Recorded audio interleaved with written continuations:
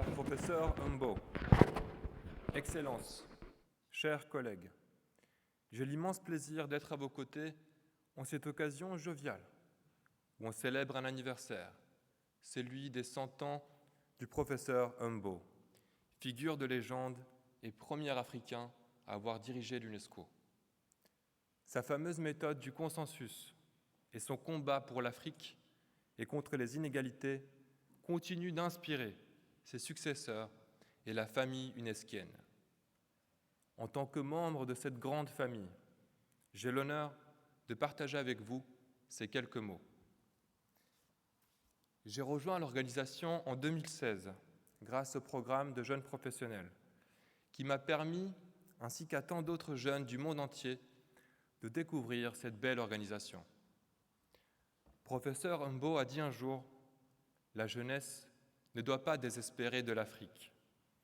Elle ne doit pas non plus croire que quelque chose lui est interdit. » Et cela vaut aussi pour l'UNESCO. Pour les jeunes et la nouvelle génération de fonctionnaires qui s'engagent aujourd'hui et qui se posent la question « Est-ce que mon action compte ?» Je veux leur dire que oui, votre action compte, votre voix compte, votre présence aussi. De nos bureaux, nous ne pouvons pas toujours le voir, mais nous avons tous et toutes un impact, aussi bien individuel que collectif, de la directrice générale à l'assistant de programme. Parfois, une simple conversation peut déclencher une idée, un forum mettre en lien des personnes et un projet changer une vie.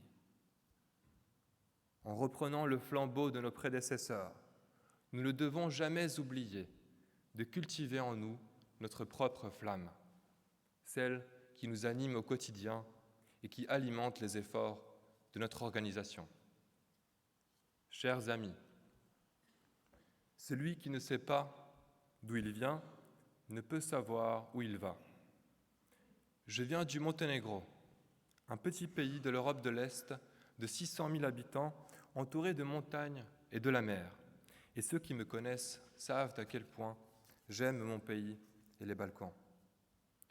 Quand je vois les hommes et les femmes ici présents, vous êtes pour moi les vrais symboles de l'UNESCO, resplendissant de votre diversité, des personnes engagées qui ont consacré leur vie à sa mission. J'aimerais donc vous citer un écrivain de ma région qui me tient à cœur, Ivo Andrić, prix Nobel de littérature en 1961 et auteur du Pont sur la Drina, cette rivière qui naît au Monténégro, traverse la Bosnie-Herzégovine et rejoint la Serbie, qui a dit un jour « U djeci se obnavlja i čisti rijeka čovječanstva ». C'est dans les enfants que renaît et se purifie la rivière de l'humanité. Nous sommes tous les enfants de quelqu'un, et cette crise nous a démontré que nous sommes tous dans le même bateau. Imaginez des gens de tous horizons travaillant ensemble sous le même drapeau bleu, avec au centre le monde.